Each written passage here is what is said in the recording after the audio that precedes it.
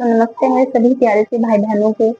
कैसे हो आप सब? आई होप आप सब ठीक होंगे और अपनी पढ़ाई को बहुत ही बेहतरीन तरीके से कर रहे होंगे। तो आज की जो वैकेंसी है वो वैकेंसी है सीजीएल के ऊपर। जी हाँ, जिसकी तैयारी बच्चे बहुत ही बेहतरीन तरीके से कर रहे हैं। और बहुत बच्चों का ये था कि भाई कब आएगी सीजीएल की वैकेंसी, कब आएगी। तो अब वो बहुत ही अच्छे तरीके से अपनी तैयारी को करो, कमर कस लो और भी बेहतरीन तरीके से अपनी तैयारी में जुट जाओ।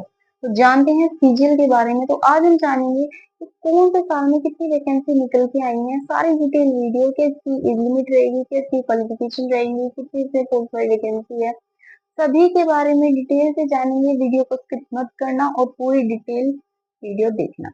देखते हैं अपने सीजीएल की वैकेंसी के बारे में। देखो जो हमारी किस साल में कितनी वैकेंसी निकल के आई उनके बारे में जानते हैं। अगर हम बात करें 2022 की, तो 2022 में भाई हमारी 36,000 वैकेंसी प्लस कुछ निकली थी। बात करते हैं 2023 की, 2023 में हमारी 8,412 वैकेंसी निकली थी।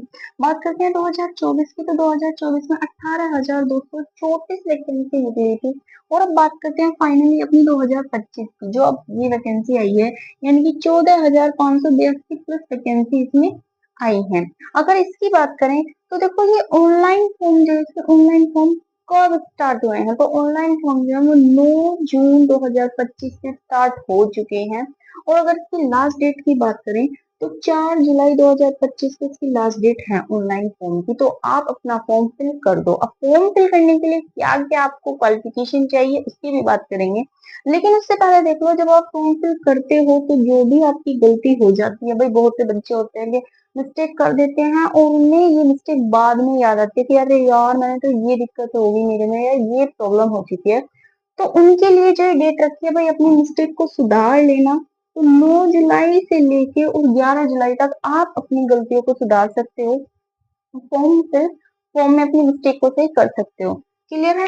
अगर हम बात करें, भाई देखो सभी को पता है कि सीजीएल का जो एग्जाम है, 2 पेपर होते हैं सीजीएल के एग्जाम के, सभी को पता है। तो सीजीएल के एग्जाम में एक होता है टीयर वन, दूसरा होता है टीयर 2। अगर टीयर 1 का एग्जाम है, देखो टीयर 1 का एग्जाम की डेट देख लो, वो 13 अगस्त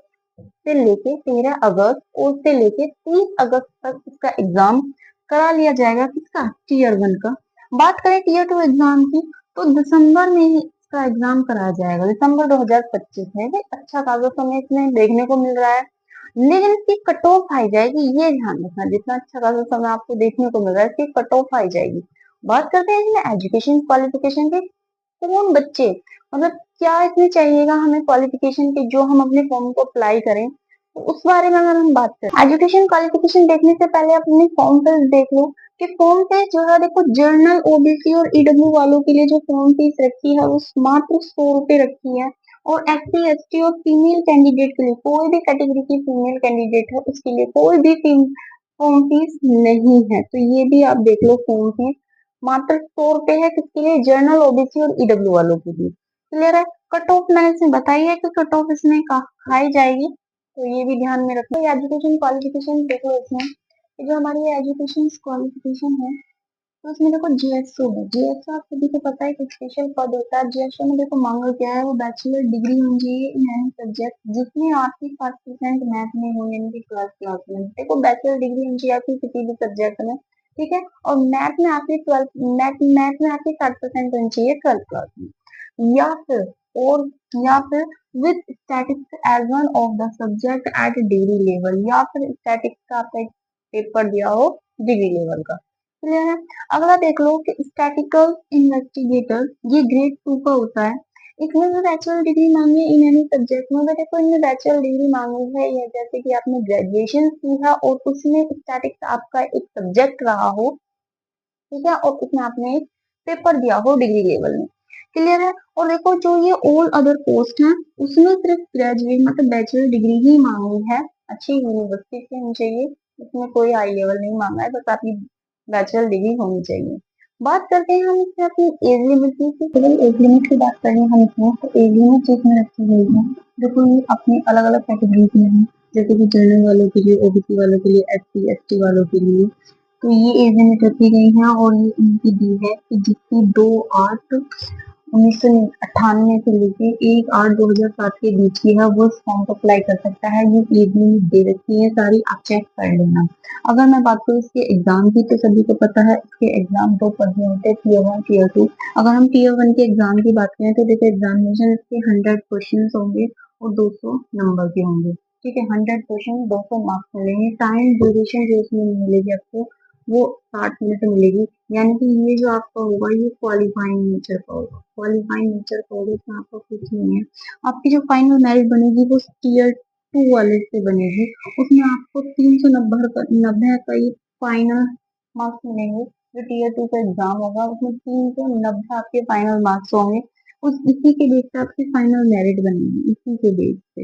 इसी में आपका देखो कंप्यूटर नॉलेज रहेगी और डाटा एंट्री स्पीड टेस्ट रहेगा। ये दो टेस्ट होंगे, लेकिन ये भी आपके क्वालिफाइंग नेचर के रहेंगे। इससे भी कोई फैक्ट नहीं है, लेकिन ये आपके सिर्फ क्वालिफाइंग नेचर के रहेंगे। और जो आपकी फाइनल मेरिट बनेगी वो बनेगी आपकी 390 नंबर की बेस पे।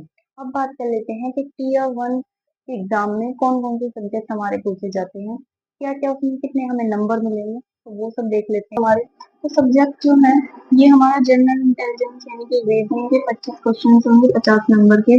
जनरल अवेयरनेस के 25 क्वेश्चन होंगे 50 नंबर के। मैथ के 25 क्वेश्चन होंगे 50 नंबर के। और इंग्लिश के 25 क्वेश्चन होंगे 50 नंबर के। देखो 1 घंटा हमें जो इसमें दिया जाएगा वो टाइम ड्यूरेशन हमारी कितनी रहेगी, 1 घंटा रहेगी। और इसी में अगर हम बात करें नेगेटिव मार्किंग की, तो हमारी 0.56 में नेगेटिव मार्किंग रहेगी। जैसे ही आप इसको क्वालिफाइंग करते हो, आप इसको जैसे क्वालिफाइंग करोगे तो आप अपनी अगली स्टेज में पहुंच जाओगे, यानी कि टीयर 2 एग्जाम में आप पहुंच जाओगे। क्लियर है? तो टीयर 2 एग्जाम के सब्जेक्ट की देख लेते हैं। एग्जाम में पहला है मैथमेटिकल, दूसरा है रीजनिंग। 30 क्वेश्चन इसमें पूछे जाएंगे, 90 मार्क्स आपको दिए जाएंगे। टाइम ड्यूरेशन जो रहेगी आपकी 1 घंटा रहेगी। क्लियर है? जैसे ही आप इसको क्लियर करते हो उसके बाद आपका ये शुरू होगा। तो उसमें रहेगी आपकी इंग्लिश और जीएस। 45 क्वेश्चन इंग्लिश में रहेंगे, जीएस में 25 क्वेश्चन रहेंगे। 135 नंबर आपको इंग्लिश के लिए मिलेंगे। 75 क्वेश्चन सॉरी 75 नंबर आपको 25 नंबर के यानी कि ये जीएस के लिए मिलेंगे। टाइम ड्यूरेशन इसमें भी आपकी सेम 1 घंटा ही रहेगी। और जैसा कि मैंने बताया था कि भाई टीयर 2 के एग्जाम पर ही आपकी फाइनल मेरिट बनेगी। क्लियर है? अगर आप इसको कर लेते हो उसके बाद आपका एक कंप्यूटर नॉलेज टेस्ट होगा, जिसमें आपके 20 क्वेश्चन होंगे, 60 नंबर आपको मिलेंगे। ये क्वालिफाइंग नेचर का होगा। उसी के साथ साथ आपको डाटा एंट्री का टेस्ट होगा, वो भी सेम 20 क्वेश्चन 60 नंबर। और ये क्वालिफाइंग दोनों ही क्वालिफाइंग नेचर के होंगे और इन दोनों को करने के लिए आपको 15 मिनट दिए जाएंगे। क्लियर है? तो ये था सीरियल के बारे में पूरी detail wise, topic wise, flavours wise, पूरी डिटेल वाइज वीडियो। जैसे भी आपको लगी हो प्लीज मुझे कमेंट में बताना। जो भी आपको प्रॉब्लम लगी हो, जो भी आपके टॉपिक छूट गए हो, सब आप मुझे कमेंट में बता सकते हैं। तो जैसी भी लगी हो, वीडियो अच्छी लगी हो तो लाइक कर देना, शेयर भी कर देना। और अपनी तैयारी में भाई जुट जाओ, लग जाओ और बेहतरीन तरीके से। मुझे पता है जो बच्चे सीजीएल की तैयारी कर रहे हैं वो बेहतरीन तरीके से लगे हुए हैं, लेकिन और अपनी कमर को कस लो और तैयारी को बेहतर बनाओ।